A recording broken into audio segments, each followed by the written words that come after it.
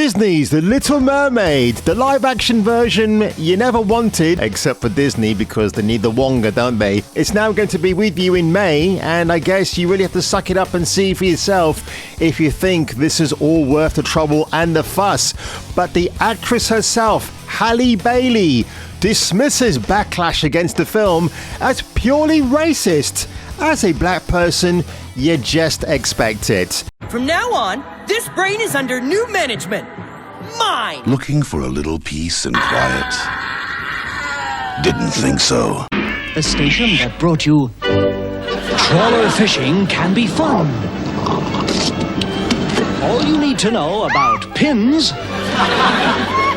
and hang gliding in a chest of drawers presents... Oh, feeling sad? Then get your happy pill. Watch Jason King. Hail to the king, baby. One by one, they will all fall. Huh? I can't actually blame her for saying those words. It's Disney. They've purposely taken someone like Miss Bailey, cast her in this film, whatever spiel they've given to her through her agent. It's like, this is going to be such a career-defining role for you. You're going to be setting new boundaries. It's the new way going forward. Namor, look, he's one of the most classic Marvel characters in publishing. He's somebody that we've wanted to introduce for a long time, and you want to introduce this person in the right way. Step aside, please. We have white privilege. I don't know. I think I'm very happy because you can see in this movie a lot of diversity, new faces, and this is amazing. But also colored a bit differently. And I think the good news is we have some of the most amazing cast we've ever had in a Marvel film between Letitia Wright and Angela Bassett and Denai Guerrera and Lupita Nyong'o and Michaela Cole and Florence Kasumba and Dominic Thorne, and you're like, oh my gosh, this is what an embarrassment of riches. So to tell this story really felt like a privilege. What the fuck? By the way, I should let you guys know that the Embracer Group, they who shall be cursed forever, apparently they are going to be remaking the Lord of the Rings films that you knew and loved back in the day, because apparently those particular versions are problematic. I might make a video about that later on.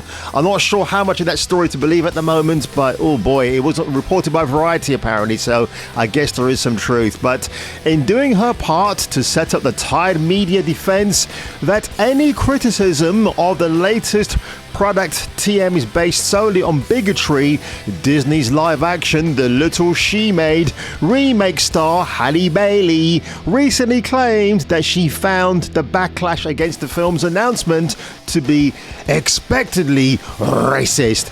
This sounds very similar to the actress who played Reva in the Obi-Wan show. Remember how she went on the defense saying, oh, you know what, I received some DMs about they didn't want me in Obi-Wan because, you know,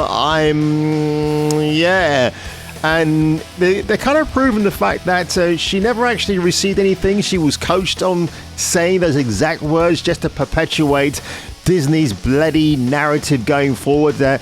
If we make anything woke, we're just going to get our lead actor or actress of color to go on the defense, despite the fact that people are reacting because A, you're casting a character like her to make everything more cringeworthy, to turn off your subscribers.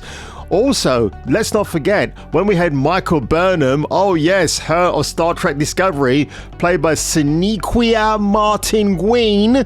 Wow, how wonderful was she? She apparently was the woman who made Spock the character that he was, before Spock even met Captain Kirk, and then later on became, I don't know, a semi-verified space Jesus or what have you. I mean, God, I only watched 2 episodes of Discovery and I just turned off. But Picard Season 3, that's how you do Star Trek. I'm not a die-hard Star Trekkie fan, but I'm getting into the Next Generation, and honestly, what I've seen in the first 2 episodes, I really, really like it.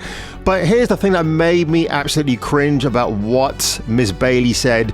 Reflecting on the public's noted and widespread rejection of The Little Mermaid's first teaser, a response largely fueled by the terrible quality of the film's visuals and Disney's decision to once again play into identity politics by race swapping one of their classic characters rather than the presence of a black person specifically, Bailey asserted, deep breath now.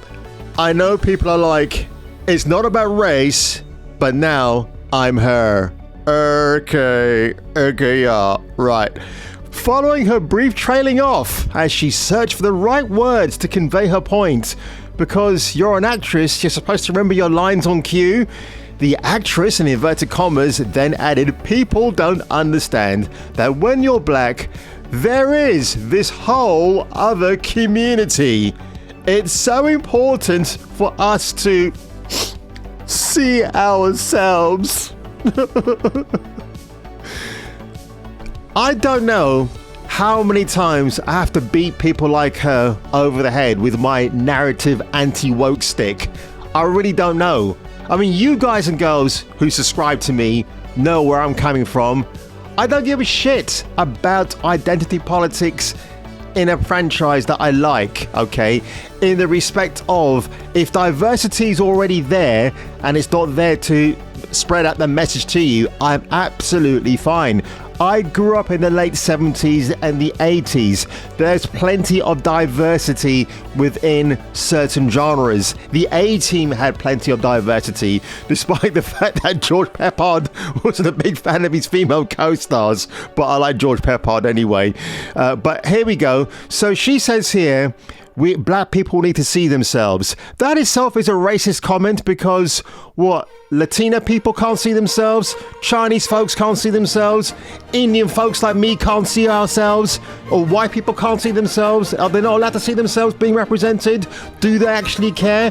Is there a passionate fan base for seeing yourself on the big screen? I don't think so. But here we go.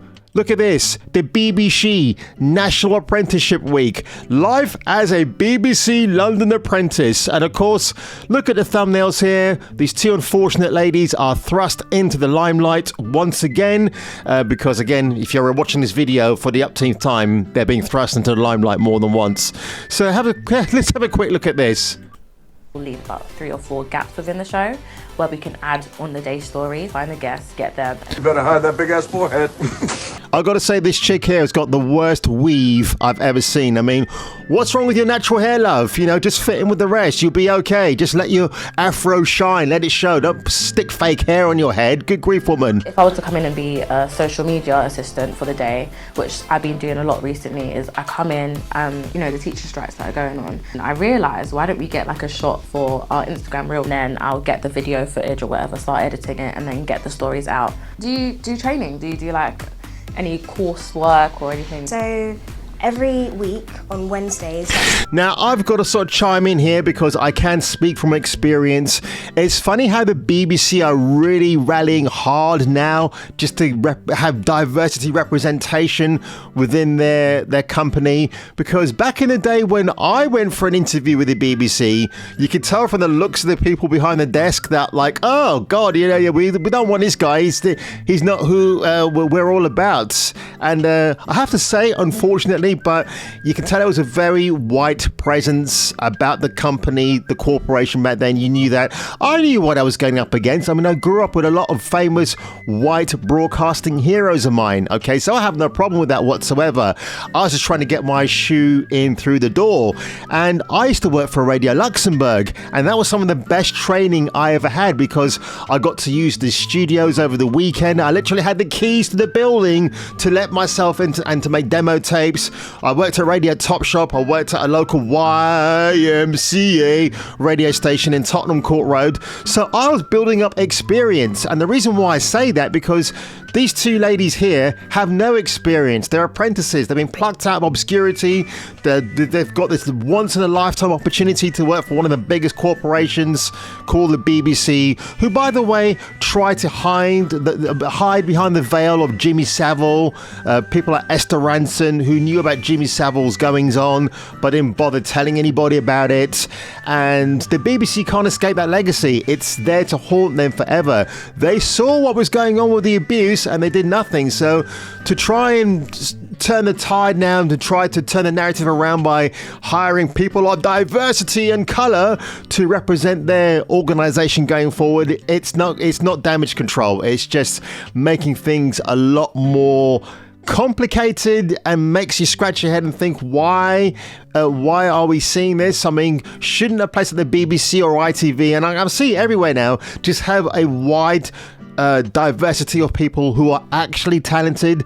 I mean, no shade on these ladies here, but seeing their interview skills with each other looks pretty piss poor, pretty terrible, pretty amateurish. But then when you get people like Halle Bailey saying, well, you know, when I'm with Disney, it's very important for us to see ourselves on the big screen. I cannot wait for the red carpet for The Little Mermaid, because you know what that's going to be. It's going to be a Disney affair. You're going to have a male and female presenter dressed up as fish, and then when Halle Bailey walks onto the red carpet, what is she going to be talking about? Yes, we needed to have a black mermaid because it's time that we got represented. It's going to be an absolute cringe laugh fest from start to finish, and I cannot wait. And you know what? I even heard that David Oyelowo apparently might be taking over the mantle of the Rocketeer for a live Disney Plus show, and if that happens, I'm kind of done with everything right now. I just don't care anymore. And yes, I'm still recovering, and I don't care. I'm getting my groove back, and yeah, I can only wish these two ladies the best of luck. They're going to need it. I'd like to see how long their careers last at the BBC.